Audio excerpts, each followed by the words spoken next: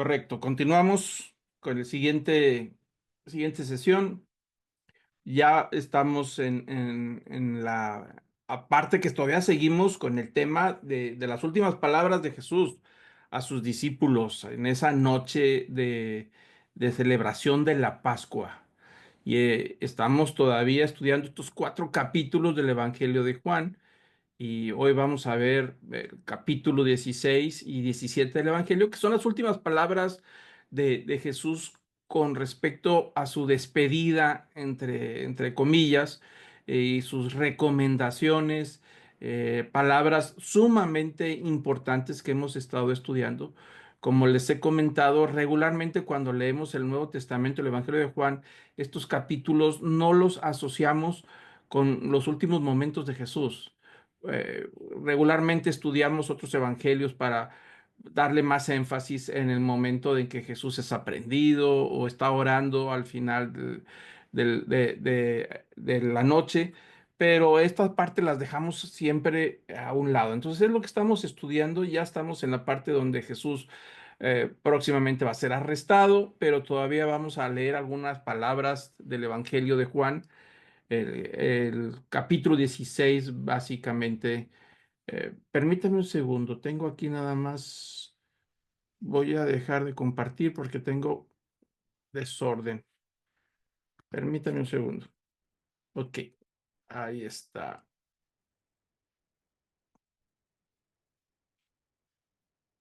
Ok, muy bien, ahora sí, ya está. Si está también otra vez en pantalla completa, ¿me pueden Claro, es confirmar? correcto. Correcto, bueno, entonces continuamos, ahora sí, seguimos con este tema, igual como lo hemos estado viendo. Y ahí estamos en el paso 53 del momento del aposento alto hacia el Monte de los Olivos, específicamente un lugar que se llama el huerto de Getsemaní.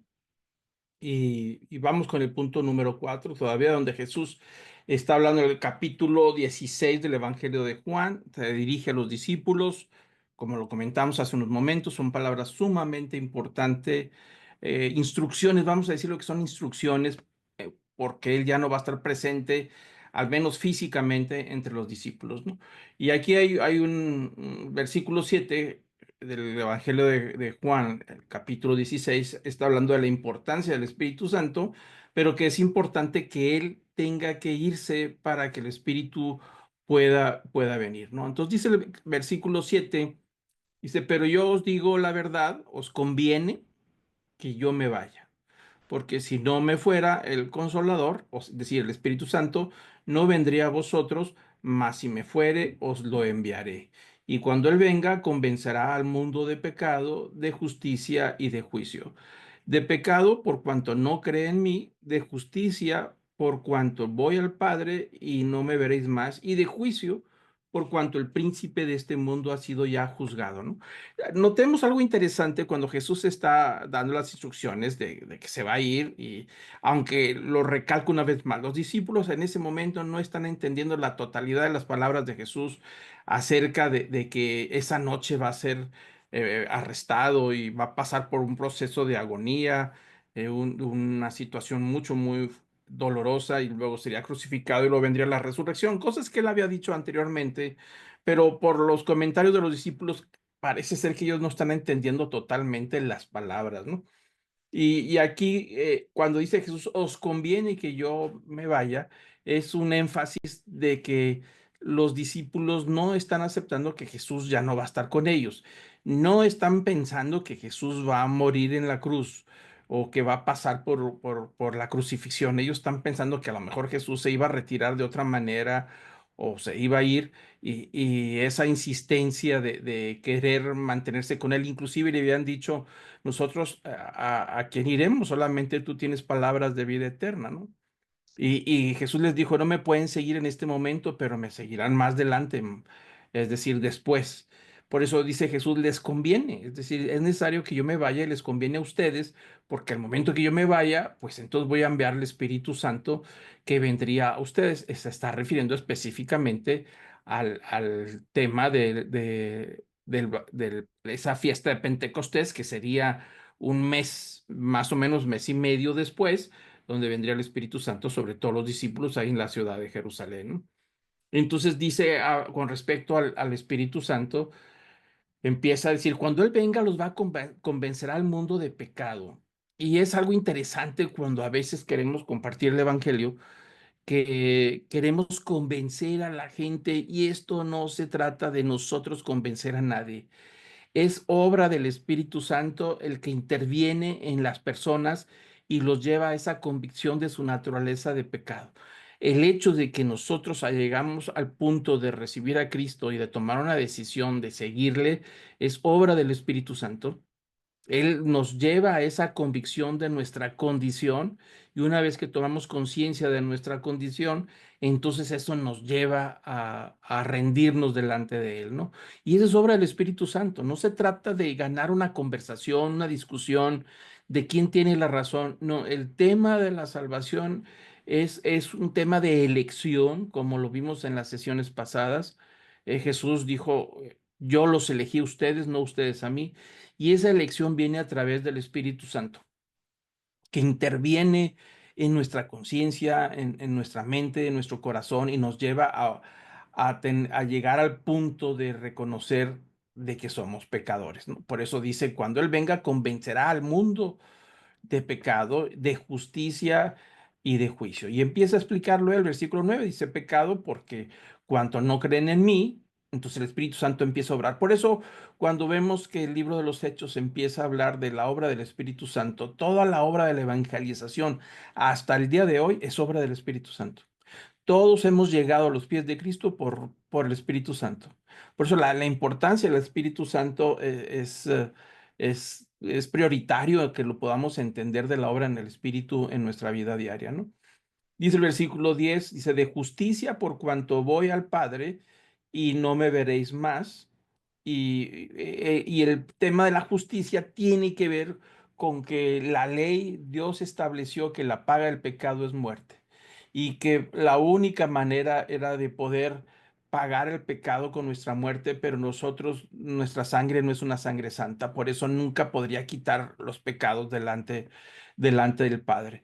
Entonces, cuando Jesús muere en la cruz y derrama esa sangre preciosa y santa por nosotros, Él se presenta delante del Padre con su sangre derramada, que es la redención por todos nosotros, y ahí es donde se hace la justicia de Dios, es decir, de ser considerados justos. No somos justos, ninguno de nosotros somos justos porque tenemos la naturaleza de pecado, pero el Padre nos ve a nosotros como justos por lo que Cristo hizo en la cruz. Eso se llama la justicia de Dios. Cristo paga con su vida, derramando su sangre, el pago de la deuda que nosotros teníamos delante de Dios, que es el perdón de los pecados, y considerarnos como si fuéramos justos, como si no hubiéramos hecho nada, aunque la realidad es que si lo hicimos y somos pecadores por nuestra naturaleza.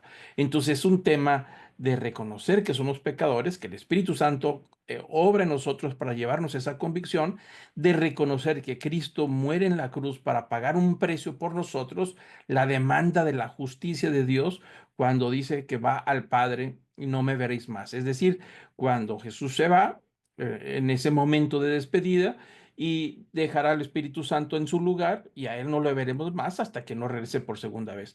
Y dice el versículo 11, y un tema de juicio por cuanto el príncipe de este mundo ha de ser juzgado.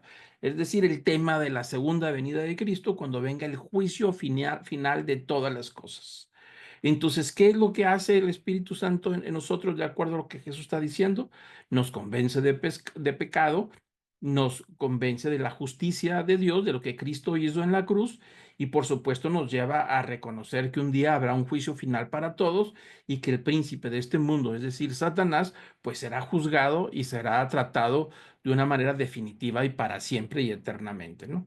Entonces ahí Jesús está hablando sobre la importancia del Espíritu Santo que vendría en ellos el día de Pentecostés. Estamos hablando tal vez mes y medio después de este momento que está Jesús con sus discípulos, ¿no? Y luego dice el versículo 11 sobre el mismo tema, dice, aún tengo muchas cosas que deciros, pero ahora no los podéis sobrellevar. Es decir, la información es muy pesada, no la van a poder entender. el cual yo estoy de acuerdo, porque muchas cosas que Jesús empezó a hablar acerca de su redención, de su sacrificio y su resurrección, los discípulos no lo entendían totalmente, ¿no? Dice el versículo 13, dice, pero cuando venga el Espíritu de verdad, otra vez el Espíritu Santo, Él los guiará a toda verdad, porque no hablará por su propia cuenta, sino que hablará todo lo que oyere y os hará saber las cosas que habrán de venir.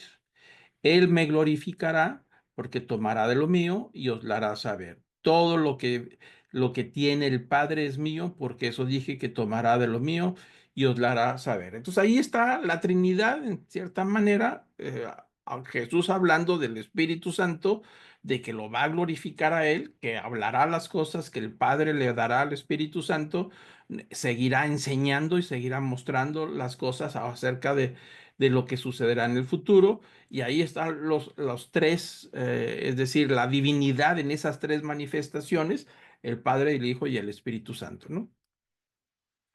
Y bueno, el punto número 5, ahora toca el tema de la promesa cuádruple, es decir, ahí hay varias promesas que Jesús está dándole a sus discípulos, lo vemos en el versículo 20 al 30 de Juan 16, y son promesas interesantes porque después de toda la explicación de Juan 13, 14, 15, de lo que pasarían por tiempos difíciles, de que serían rechazados como Jesús fue rechazado, de que serían llevados a los tribunales, de que serían aborrecidos por el mundo, todo lo que está hablando, inclusive que en la sesión pasada hablamos sobre el tema de la vid verdadera con toda la enseñanza. Bueno, estas palabras son palabras ya concluyentes, vamos a decir, lo que está concluyendo toda esa conversación que creemos que fue dado ahí en el aposento alto después de la celebración de la Santa Cena.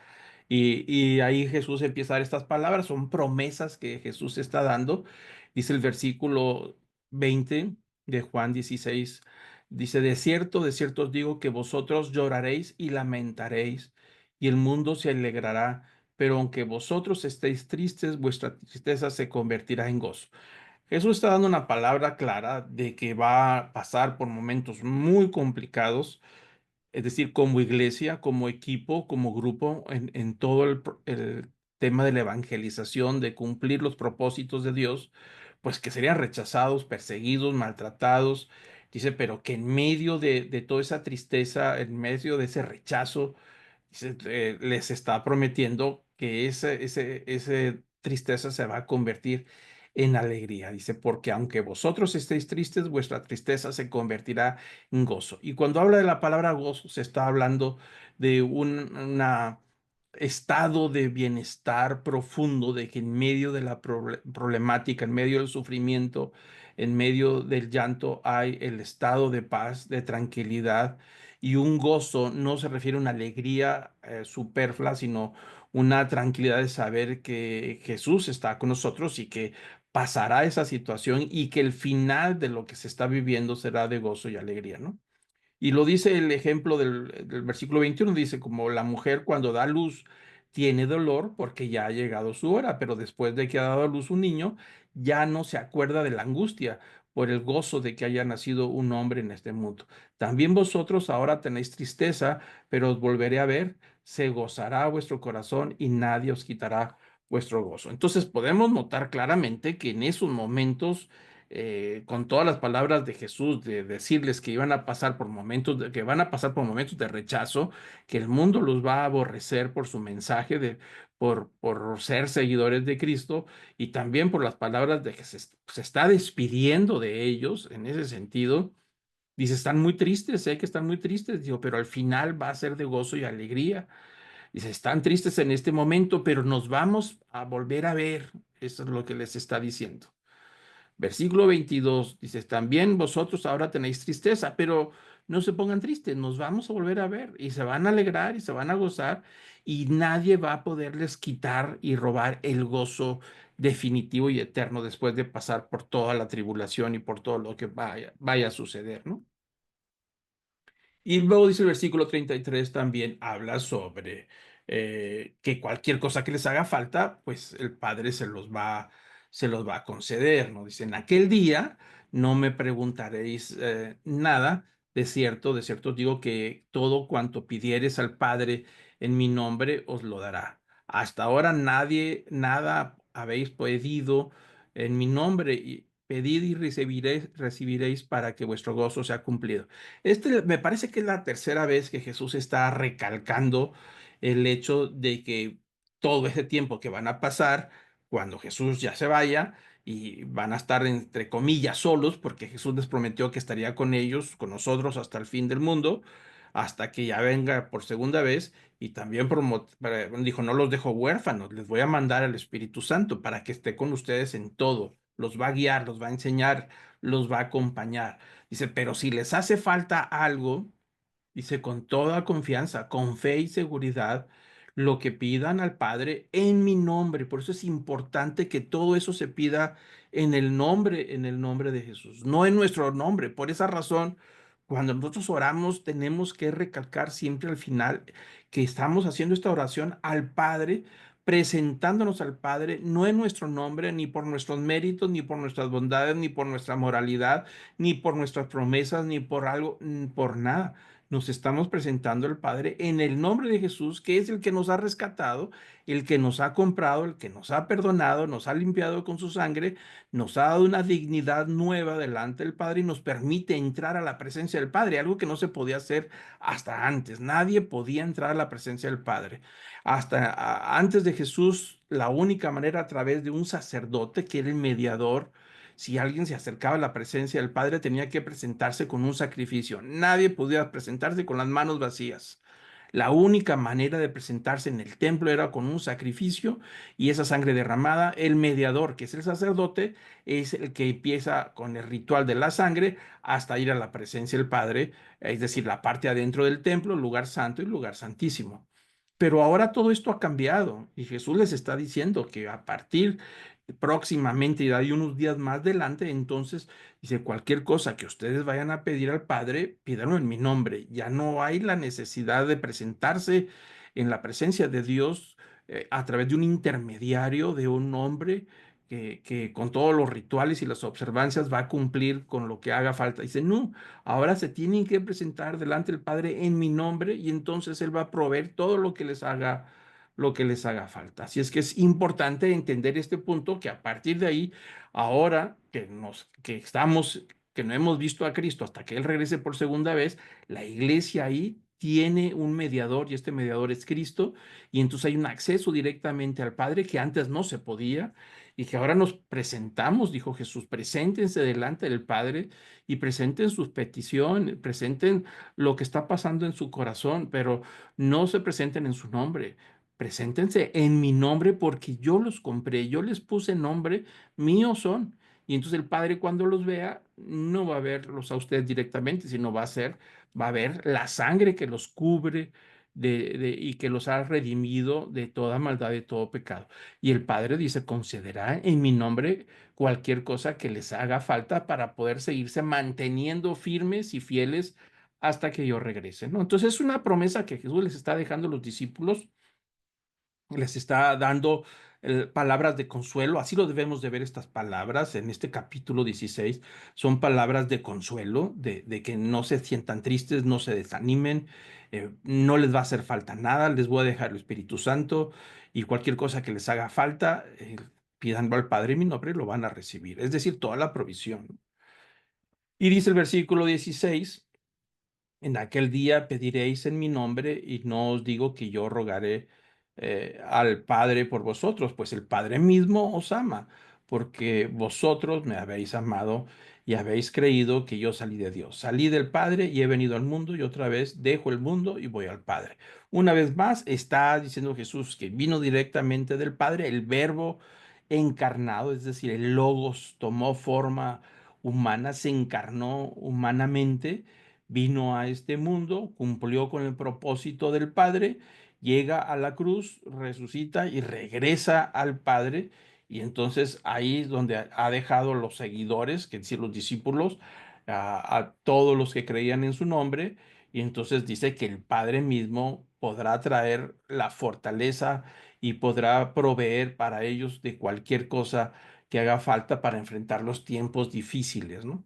Entonces Jesús está dando las instrucciones para que ellos ya puedan caminar no solos por sus propios intentos, sino por la provisión del Padre, que es el Espíritu Santo, la redención de Jesús a través de su sangre y por supuesto la provisión del Padre en todo lo que haga falta, ¿no?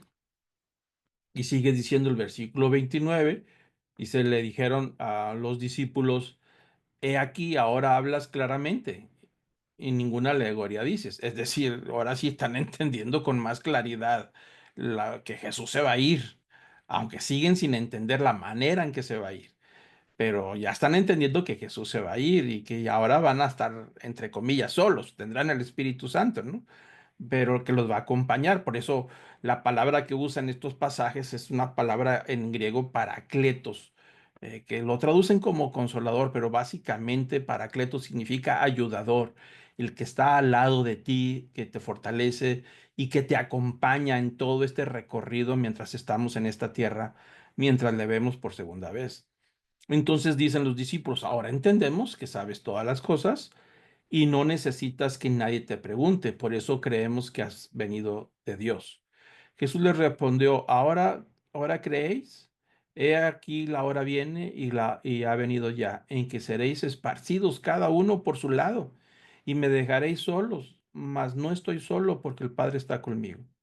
Esas cosas os he hablado para que en mí tengáis paz.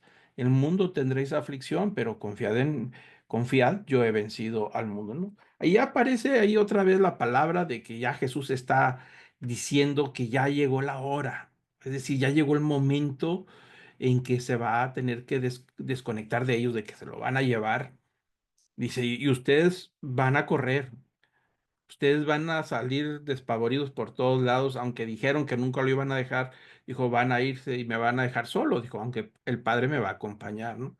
Y luego dice las famosas palabras muy hermosas este versículo, dice, todo esto se los he platicado, se los he dicho, y cuando dice estas cosas se está refiriendo, por supuesto, al capítulo 13, 14, 15, 16 y todavía el 17. Dice, todas estas instrucciones que les estoy dejando, se los he dicho para que estén tranquilos y tengan paz, para que no se angustien, ni se desesperen, ni se desanimen, ni se pongan tristes por lo que viene, porque lo que viene los va a sacudir por completo. Lo que viene, las próximas horas, los próximos días, va más allá de la capacidad de los discípulos de entender lo que estaba sucediendo. Y la prueba lo vamos a ver más adelante. Ellos no entendieron la totalidad, la magnitud de las palabras de Jesús.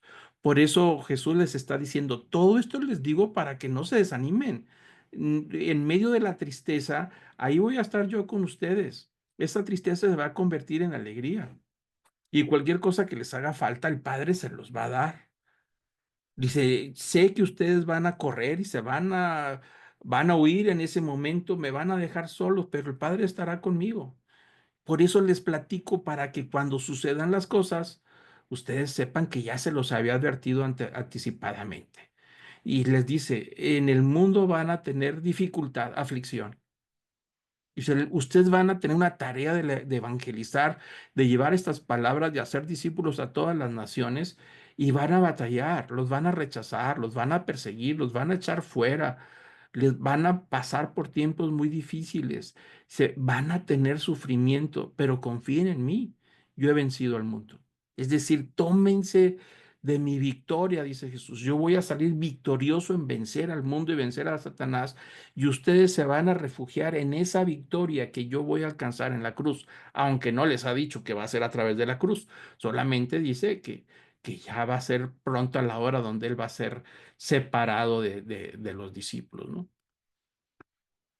Y luego el versículo dice, capítulo 17 viene la oración. Es una oración muy bonita, es una oración larga de todo el capítulo 17. Están ahí todavía en ese momento. A mí me parece que tal vez puedan estar ahí en el Monte de los Olivos o todavía están en el aposento alto. En algunos de esos lugares está.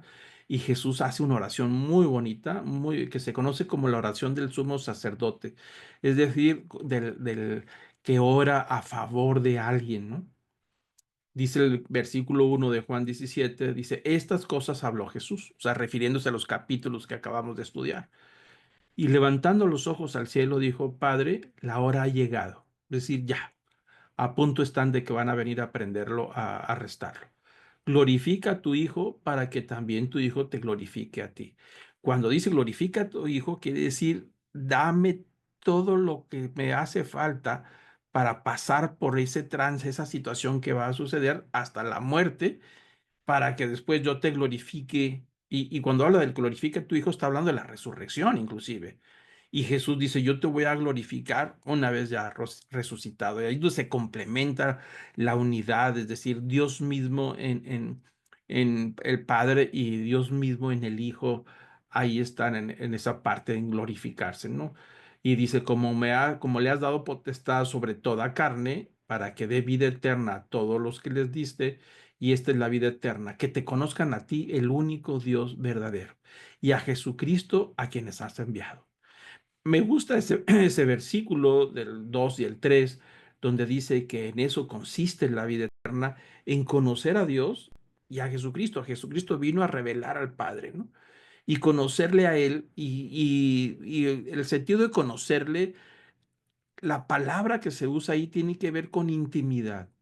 Es la misma que se usa cuando la escritura, el Antiguo Testamento, narra la vida de Abraham y dice, y Abraham conoció a Sara y nació Isaac. Bueno, conocer significa tener esa intimidad. Y entonces aquí dice, en esto consiste la vida eterna, en que haya intimidad con el Padre, es decir, que te conozcan a ti, Padre, como el único Dios verdadero, que no hay una relación tan íntima con el Padre y no la puede tener con nadie más. Y con Jesucristo a quien has enviado, que es básicamente lo mismo. No puede tener una relación íntima a nivel espiritual con nadie que no sea el Padre y Jesucristo, porque fue enviado. Dice, yo te he glorificado en la tierra, he acabado la obra que me diste que hiciese. ¿A qué se refiere? A revelar el Padre, a revelar el plan de Dios de la redención, a toda la predicación, todo lo que Jesús enseñó acerca del Padre, cuando habla inclusive del Padre nuestro que estás en los cielos. Toda esa naturaleza del Padre que no se conocía en el Antiguo Testamento, que inclusive en el Antiguo Testamento, cuando se dirigían a Dios, ni siquiera usaban la palabra Padre, porque les parecía que había un distanciamiento muy grande, y sí lo había, porque había un intermediario del templo, los rituales, los sacerdotes no permitían que hubiera esa intimidad tan cercana con el Padre, pero que Jesús vino a acercar al creyente, al que creyera en su mensaje, el que creyera en el Evangelio y creyera en la persona de Jesús, le da la capacidad de ser hijo de Dios, y ahí está la relación tan cercana.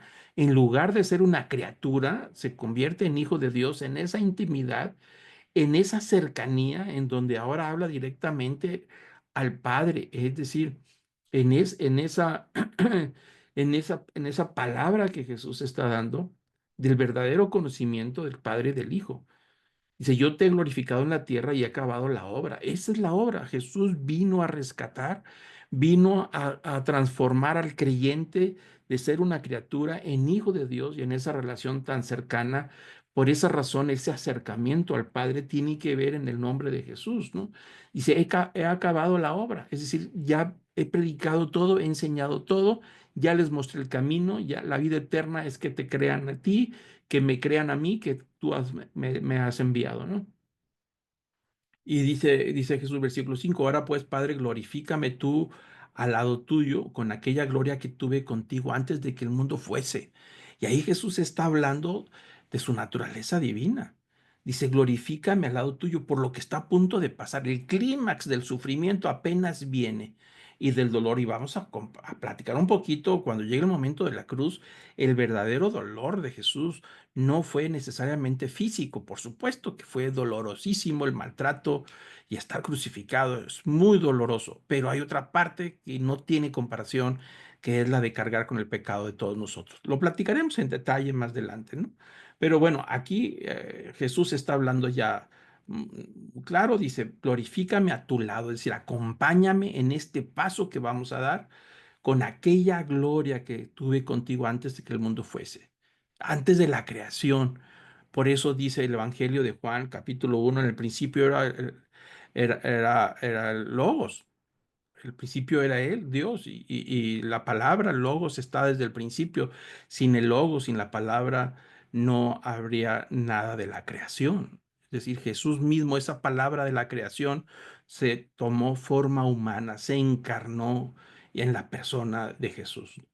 Por eso Jesús está hablando y dice, acompáñame, que estemos juntos como lo estuvo juntos antes de que se crease el mundo. Inclusive Jesús dijo que nada el Evangelio dice que nada de las cosas que existen existieran si no hubiera sido por Jesús, ¿no? Como Dios mismo.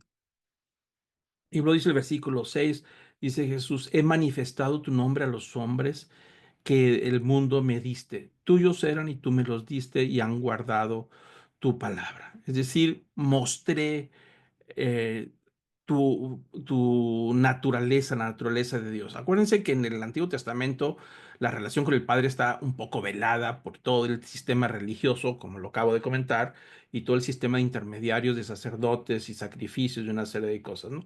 Pero Jesús ha venido a manifestar al Padre a los hombres, a los que creyeran. Dice, a los que tú me diste. Ya es algo interesante aquí que llama la atención. Los hombres, y cuando dice los hombres se refiere a hombres y mujeres, por supuesto. Los hombres que del mundo, es decir, los que vivían aquí, que lo escucharon, se tú me los diste, tuyos eran y me los has dado y han guardado tu palabra. Entonces aquí vemos que hay toda una intención del Padre de provocar en algunos que respondan a la palabra de la predicación y que guarden la palabra de la predicación. Versículo 7 dice, ahora han conocido que todas las cosas que me has dado proceden de ti. Es decir, ya se los mostré todo, saben que yo vengo de ti y que todo lo que sucedió, los milagros, las maravillas, todo lo que pasó viene directamente de ti. Porque las palabras que me diste las he dado y ellos las recibieron y han conocido verdaderamente que salí de ti y han creído que tú me enviaste, ¿no? Y ahí está concordia esa palabra con lo que dice el Evangelio de Juan, el capítulo 1, dice que a los que creyeron en su nombre, a los que le recibieron, les dio la potestad de ser llamados hijos, hijos de Dios. Es decir, es claro cuando dice a los que recibieron. ¿Qué significa recibir? Pues los que creyeron en el Evangelio, que creyeron en los milagros, que creyeron que es el Logo encarnado, la misma naturaleza divina hecha carne, que creen en sus promesas, en lo que hizo y en lo que dijo.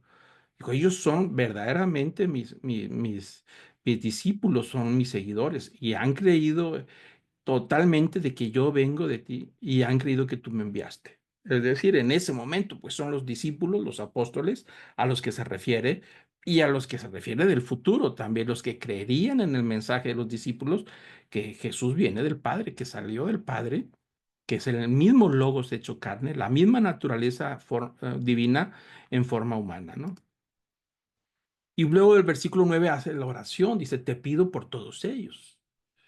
Y ahí es una oración muy interesante, que Jesús está orando por nosotros, por todos los creyentes, todos los que creen en el Evangelio, los que creen en sus milagros y los que creen en las promesas. Dice, yo te ruego por ellos, no ruego por el mundo. Es decir, esta oración no es para todos, así de sencillo. Esta oración que está a punto de dar, de pedir, son por sus seguidores, por los que creyeron en él. Dijo, no te estoy orando, no te estoy pidiendo por todo el mundo, por todos los seres humanos. No, esta oración es solamente para los que han creído en mí, que creen en ti y que creen en mí. Y dice, te ruego por ellos.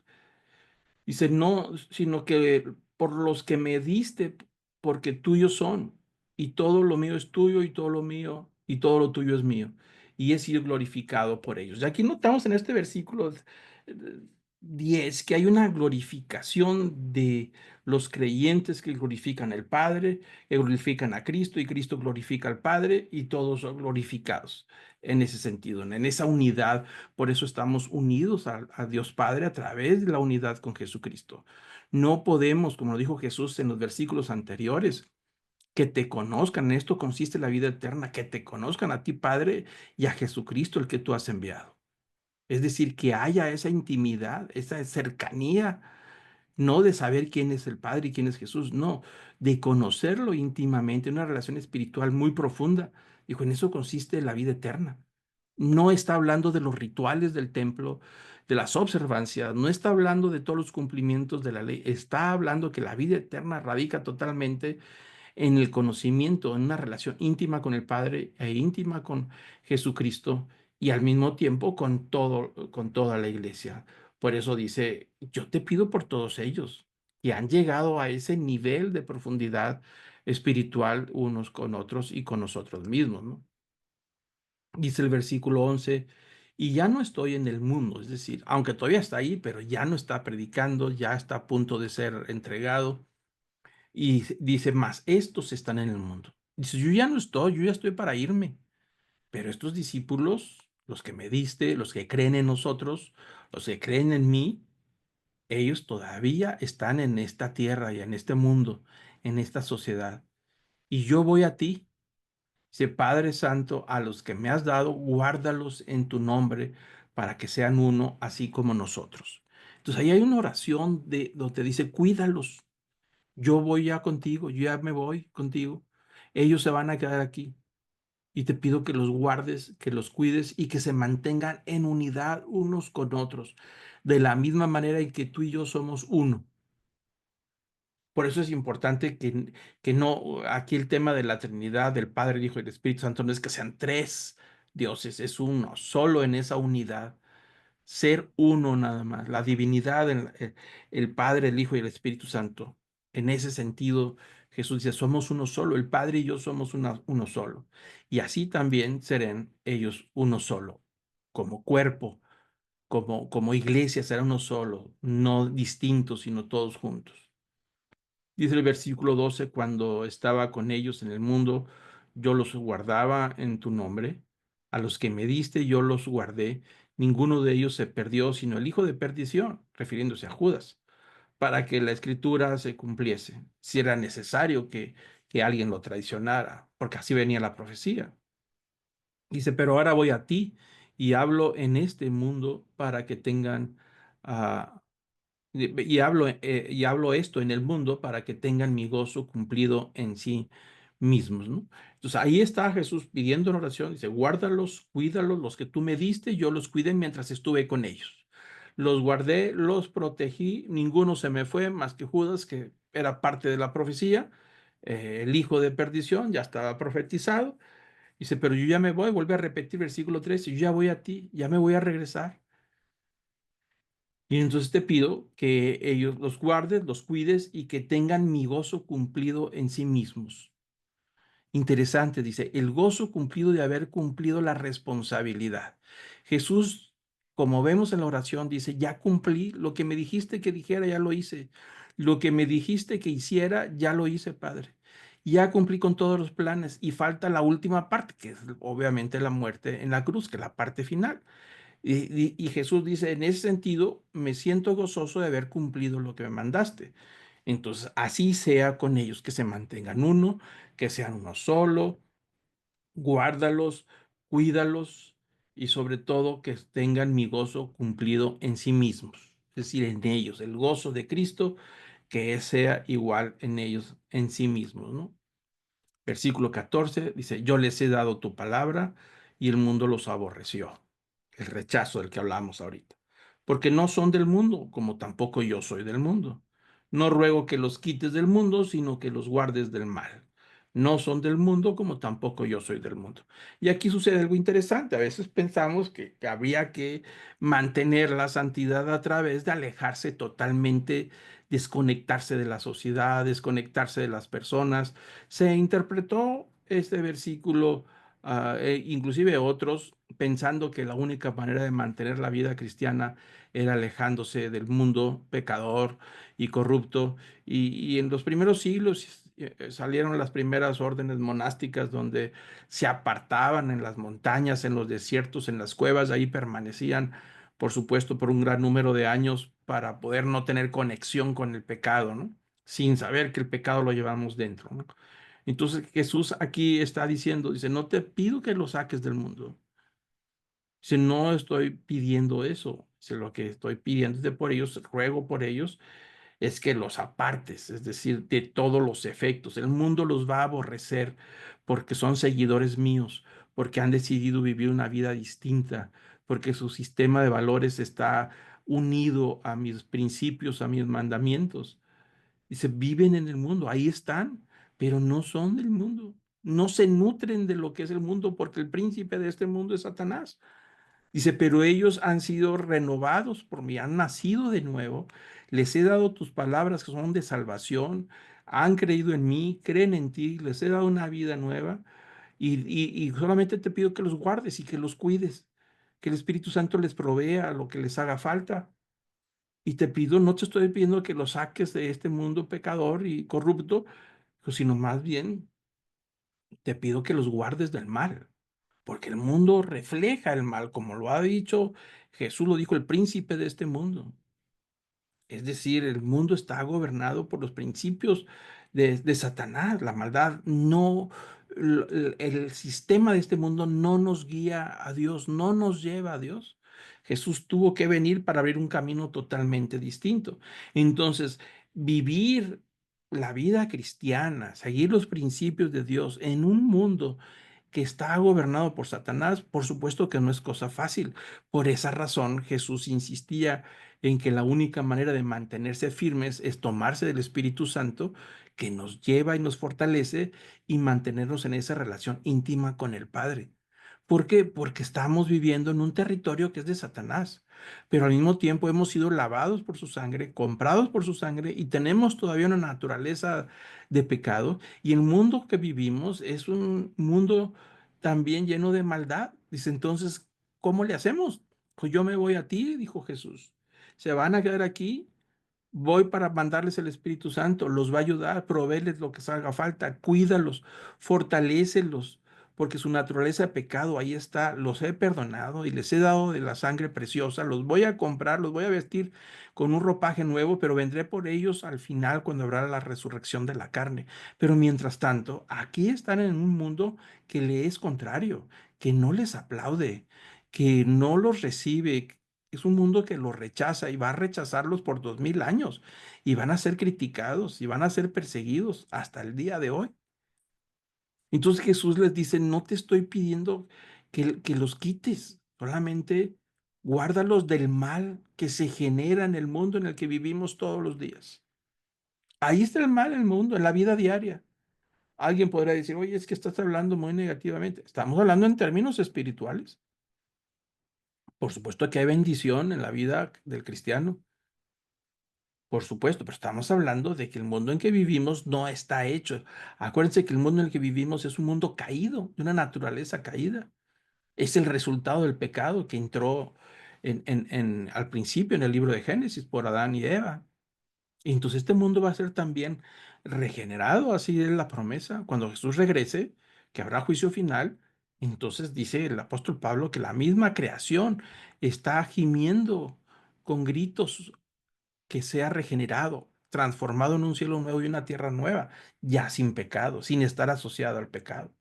Entonces Jesús te dice en este versículo muy interesante, dice, no, no te pido que los quites, solamente guárdalos. Es decir, la palabra guardar es muy interesante porque habla de refugiarnos en Él, es decir, guardarnos del mal, refugiarnos en el bien y apartarnos del mal, refugiarnos en Dios, en Cristo. No son del mundo, es decir, ya no. Una vez redimidos por la sangre de Cristo, hemos sido comprados por su sangre y hemos adquirido una ciudadanía de la vida eterna. Es decir, nuestra ciudadanía está en Dios, ya no está aquí, ya no pertenecemos a este mundo. Aquí estamos, sí, aquí estamos, pero no somos del mundo ya. Dijo Jesús, de la misma manera en que yo no soy del mundo, dice Jesús. Yo vine de ti, yo no soy de aquí. Yo vine a este mundo para redimirlo y para redimir a todos el que creyera en ti, el que aceptara, el que recibiera mis palabras, el que creyera que tú me has enviado. Entonces es algo interesante que dice que una vez redimidos, entonces nosotros tenemos nuestra ciudadanía allá en el cielo con Jesucristo, no aquí. Nuestra meta, nuestro objetivo está ahí arriba, no en esta tierra. Y aquí estamos de temporales, estamos de paso, como peregrinos, como extranjeros de por mientras Él viene. mientras nosotros llegamos a su presencia, ya sea que lleguemos a través de que nos alcance la muerte, o sea que lleguemos cuando Jesús regrese y nos toque verlo en su segunda venida, si es que nos toca verlo. Pero ahí está nuestro futuro, nuestra meta está allá. Ya no apuntamos a esta tierra, ya no tiene nada que ver con esto, porque esta tierra va a desaparecer. Por eso dice, cuídalos, aquí van a estar, no me los voy a llevar, aquí se van a quedar, aunque les mando el Espíritu Santo, fortalécelos, guíalos, protégelos, guárdalos del mal que surge de un mundo que no te busca, que no te reconoce y que no te ha aceptado. Ese es el punto crítico de lo que está diciendo Jesús, que tengamos claro que nosotros no somos del mundo, pero vivimos en él y no podemos escondernos, ni nos vamos a esconder en una cueva, ni nos vamos a encerrar en algún lugar para no salir al mundo. No, es vivir en el mundo, trabajar, es vivir, caminar, desplazarse, vivir los años que Dios nos dé en este mundo que nos ha tocado vivir, pero conectados totalmente al mundo de Cristo, es decir, a un mundo nuevo, a un cielo nuevo y una tierra nueva, y conectados a la sangre de Cristo, en una relación personal con Él. Estamos aquí de por mientras y ya hemos nacido de nuevo, hemos nacido espiritualmente en una nueva creación y se ejecutará la segunda parte cuando venga el día de la resurrección de la carne. Es muy interesante lo que Jesús está diciendo ahí en esta parte. Y luego dice, santifícalos en tu verdad, tu palabra es verdad, como tú me enviaste al mundo, así yo los he enviado al mundo. Y por ellos yo me santifico a mí mismo para que también ellos sean santificados en la verdad. Y ahí está el tema de la oración. Dice, la santidad es el acto de apartarse del mundo. Dice que seamos santificados en la verdad, que es la verdad del el evangelio. Así como me has enviado a este mundo pecaminoso, dice, así yo los voy a enviar a ellos para que vayan a llevar esta verdad hasta el último rincón, pero que vivan en santidad. Por ellos yo me santifico a mí mismo, para que también ellos sean santificados en la verdad, es decir, en el evangelio, ¿no? Dice, mas no ruego solamente por esto, sino también por los que han de creer en mí por la palabra de ellos. Es decir, nosotros. Ahí está orando por nosotros, no por los discípulos, por nosotros, los que creerían en la palabra de los discípulos y que eso lo compartirían con su siguiente generación y generación hasta que llegan nuestros días. Esta parte me gusta porque dice, está orando por usted y por mí, directamente por los que creímos en la palabra que hemos sido recibidos y heredados de generación en generación hasta nuestros días. Y luego dice el versículo 21, para que todos sean uno, es decir, desde los principios de los evangelios, desde los discípulos, los primeros discípulos, y la segunda generación, tercera generación, hasta nuestros días, que seamos uno solo, para que todos sean uno como tú, oh Padre, en mí y yo en ti, que también ellos sean uno en nosotros, para que el mundo crea que nos has enviado. Y ahí está la señal de los discípulos de Cristo, que seamos uno solo con todas las generaciones pasadas y con las generaciones futuras que van a creer en el Evangelio de Jesucristo, que seamos un solo cuerpo. Por eso siempre habla el apóstol Pedro y el apóstol Pablo acerca de que seamos un cuerpo con diferentes funciones, pero un solo cuerpo de la cual la cabeza es Cristo.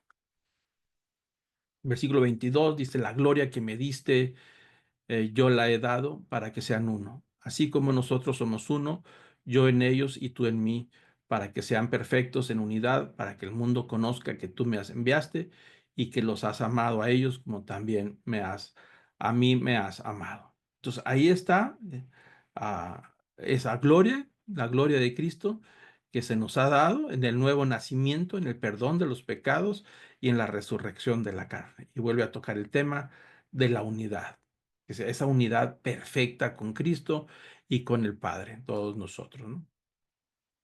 Versículo 24 dice, Padre, aquellos que me has dado, quiero que donde yo estoy, también ellos estén conmigo, para que vean mi gloria que me has dado, porque me has amado desde antes de la fundación del mundo. Y ahí está otra vez más la oración de que todos estemos juntos. Cuando Jesús les dijo, voy a la casa de mi Padre a preparar una morada para ustedes, para que donde yo esté, también está en ellos. ¿Quiénes? Todos los discípulos y todas las generaciones que han creído en ellos hasta nuestros días y los que creerán después de nosotros. Versículo 25, Padre justo, el mundo no te ha conocido, pero yo te he conocido y estos han conocido que me enviaste. Y les he dado a conocer tu nombre y lo daré a conocer aún, para que el amor con que me has amado esté con ellos y yo en ellos. Vuelve a notar ahí la parte del amor, que es el vínculo, como dijo el apóstol Pablo, el vínculo perfecto. Jesús vino a tratar un tema totalmente diferente de como había sido en el Antiguo Testamento, el tema del amor. Y eso es lo que los distingue, el cristianismo, y eso es lo que se ha marcado a través de los siglos y ha sobresalido el tema del amor. Jesús murió en la cruz por amor. Jesús tomó forma humana, se despojó de toda su gloria, como él mismo lo dijo, de esa gloria que tenía antes, lo acaba de decir en esta oración, se despojó de esa gloria que tenía antes por amor, por obediencia, por amor a nosotros. Y entonces dice, ese amor es el que debe regir en cada uno de ellos, para que sepan que tú me has enviado y para que sepan que yo estoy en ellos y ellos en mí. Muy bien, vamos a terminar esta parte. Aquí ya, después de que termina el Evangelio 17, el capítulo 17 del Evangelio de Juan, nos vamos a Mateo 26. Ahí termina lo que comentamos, la oración de Jesús. Y bueno, Mateo 26, versículo 30, 31, 30, desde el 30 dice que después de cantar el himno salieron hacia el Monte de los Olivos. Ahí ven la imagen. eh, Como les dije, esto que estudiamos tal vez sucedió ahí en el aposento alto donde se reunieron. Y aquí hay una imagen que yo estoy poniendo de más o menos cómo era Jerusalén en los tiempos de Jesús. Ahí se ve el templo, los estanques, algunos palacios. Y bueno, esto sucedió, de acuerdo a los comentaristas, en este punto donde dice el lugar tradicional del aposento alto. Ahí es donde se cree que pudo haber sido reunido la Santa Cena, Jesús con los discípulos, lavó los pies de los discípulos. Ahí en ese lugar, después de que cantaron el himno, dice Mateo 26, versículo 30, es decir, al final de la celebración de la Pascua, de toda la conversación que tuvieron de estos capítulos de Juan, se desplazan hacia el Monte de los Olivos. Es muy probable que hayan salido por la puerta que está ahí en la muralla, en el estanque de Bethesda, y entonces dirigirse por el Valle del Cedrón, que esa es la parte baja, se llama Valle del Cedrón, al Monte de los Olivos, que está enfrente del templo, no sale en la imagen, pero está ahí enfrente. Y ahí en el Monte de los Olivos hay un lugar que es el que se conoce como el huerto de Getsemaní. La raíz de la palabra Getsemaní tiene que ver con aceite, es decir, donde hay unos olivos y que ahí hay unos molinos, unas piedras de molinos para hacer aceite de oliva. Entonces ahí es donde se van en la noche, en las horas, es muy probable que ya haya sido altas horas de la noche, pudiera ser las 11 de la noche, tal vez por ahí. Pero ahí tenemos más o menos el mapa y lo vamos a ir agregando más adelante más detalles a este mapa, ¿no? Y bueno, ya están ahí en el Monte de los Olivos, Mateo 26. Jesús está diciendo que lo van a abandonar. Dice, entonces Jesús les dijo, esta noche todos vosotros os apartaréis por mi causa de mí, pues escrito está, heriré al pastor y las ovejas del rebaño se dispersarán. Algo que ya habíamos visto y comentado anteriormente, ¿no? Jesús dice que los vería en Galilea después de la resurrección y es algo que también muy interesante, ¿no? Dice el versículo 32, dice, pero después de lo que haya resucitado, iré delante de vosotros a Galilea. Jesús está diciendo muy claro, ustedes van a huir por lo que viene y se van a confundir, van a entrar en pánico, van a quedar desorientados, pero de todo lo que escuchen, de lo que vean y de lo que suceda, no se confundan, manténganse en paz y nos vemos en Galilea. Ustedes saben que mandó mi esposa o una liga, o no sé si fue Raquel, de un mensaje que yo di recientemente sobre el tema de nos vemos en Galilea. Creo que lo subió mi esposa. Ahí si lo quieren escuchar, ahí debe de estar en el grupo de WhatsApp sobre el tema de cuando Jesús le dice nos vemos en Galilea, que tiene que ver como una clave para poder decir después de la confusión y de la desorientación, dijo, no se pierdan, no se desanimen. nos vemos en Galilea después de que haya resucitado. Pero aún así, los discípulos no estaban totalmente claros de lo que significa que él iba a resucitar. Y luego dice que Pedro lo va a negar, ¿no? Versículo 33. Entonces Pedro respondió y le dijo, aunque todos se aparten por causa de ti, yo nunca me apartaré. Jesús les dijo, en verdad te digo que esta misma noche, antes de que cante el gallo, me negarás 3 veces. Pedro le dijo, aunque tenga que morir contigo, jamás te negaré. Y todos los discípulos dijeron también lo mismo, ¿no? Bueno, ya lo comentamos también respecto a eso. Ellos están indignados con lo que Jesús está diciendo, de que lo van a abandonar. Pedro, como siempre, habla además y dice que aunque tenga que morir, es decir, yo voy a dar mi vida por ti, pero jamás te voy a negar ni te voy a dejar. Y Jesús les dice, ten cuidado con lo que estás diciendo, porque esta misma noche me vas a negar 3 veces. Antes de que cante el gallo del amanecer, me negarás 3 veces. Pero Pedro se indignó con esto que Jesús le estaba diciendo. Pero la realidad es que así pasó, ¿no? Entonces dice el versículo 36 que Jesús llegó con ellos a un lugar que se llamaba Getsemaní, ahí lo que acabo de comentar, en el Monte de los Olivos, y dijo a sus discípulos, sentaos aquí mientras yo voy allá y oro. Tomando consigo a Pedro y a los 2 hijos del Zebedeo, comenzó a entristecerse y a angustiarse.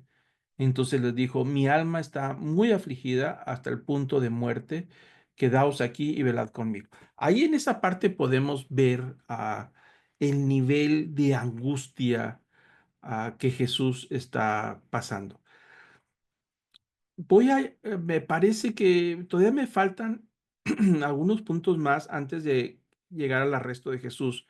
Yo quisiera mejor dejar esta parte por la hora que es, que no se alargue tanto la clase, pero estos puntos los vamos a ver. El tema de la oración de Jesús, cuando Él está orando, afligido por lo que está a punto de suceder. Me gustaría extenderme más en la explicación, pero por eso prefiero mejor dejarlo para la otra sesión. Y la otra sesión ya estaremos hablando del primer juicio que le van a hacer a Jesús, que lo van a llevar, lo van a prender y lo van a llevar a la casa del sumo sacerdote Anás. Entonces, la próxima sesión vamos a continuar. Prefiero mejor detener aquí esto, porque me parece que es importante y dedicarle tiempo a mayor explicación de lo que Jesús está padeciendo en ese momento, ¿no? Entonces vamos a dejarlo hasta aquí. Continuaremos la próxima sesión con estas últimas palabras, que es el momento en que Jesús está orando con el Padre acerca de la decisión final de lo que tiene que sufrir. Dice, mi alma está muy, muy afligida al punto de muerte. Es decir, la aflicción que estaba pasando es como para un infarto. A eso se refiere. Y uno dice, bueno, ¿por qué llegó a ese nivel de infarto? Porque él tiene plena conciencia de lo que va a suceder, no solamente del maltrato físico que va a recibir, sino de la carga espiritual, de las culpas de todos nosotros que va a caer sobre él. Por esa razón, prefiero mejor explicar esto la próxima sesión para poder entender la carga del pecado por todos nosotros y lo que le estaba causando a su persona de un nivel de aflicción, de angustia que le podía causar un infarto. A eso se refiere hasta el punto de muerte. Y por eso le dice a los discípulos, a Pedro y otros 2 más que son de los más cercanos, acompáñenme. Eso es lo que quiere decir. Vénganse conmigo, no quiero estar solo. Voy a orar, está a punto de suceder algo que es demasiado fuerte y quiero que me acompañen. Quiero que estén conmigo. Por eso se llevó a Pedro y a 2 de los discípulos, Juan y Santiago, que estaban con él, para que lo acompañaran en ese momento culminante. ¿Qué es lo que está a punto de pasar? Está a punto de pasar el sí de un compromiso que Jesús va a dar. Por eso lo quiero explicar con mayor detalle en la próxima sesión para no irme tan rápido. Así es que les voy a pedir que inclinemos nuestros rostros, cerremos nuestros ojos para terminar este momento. Amado Padre, gracias Señor por toda esta plática, gracias por tu palabra, por esa oración de tu Hijo por nosotros. Gracias Señor por saber que nunca nos ha dejado abandonados, que nos ha dado de su Espíritu y que está con nosotros hasta el día en que le veremos. Te pido, Señor, que podamos mantenernos fieles a ti en todo momento y que podamos tener una mayor comprensión de lo que Jesús está a punto de hacer en la cruz, de lo que significa, no solamente físicamente, pero de lo que significa en su alma, cargar en su espíritu con toda la culpa de todos nosotros. Te pido, Señor, que bendigas esta palabra y que nos permitas mantenernos fieles a Él, fieles a ti, firmes y fieles unos con otros, como un cuerpo, con todos aquellos que creyeron en ti desde los primeros discípulos hasta nuestros días y con todos los que creerán en el futuro, de mantenernos unidos como un solo cuerpo, de cual Cristo tu Hijo es la cabeza. Gracias, Señor, por estas palabras. Te lo pido en el nombre de Cristo Jesús. Amén.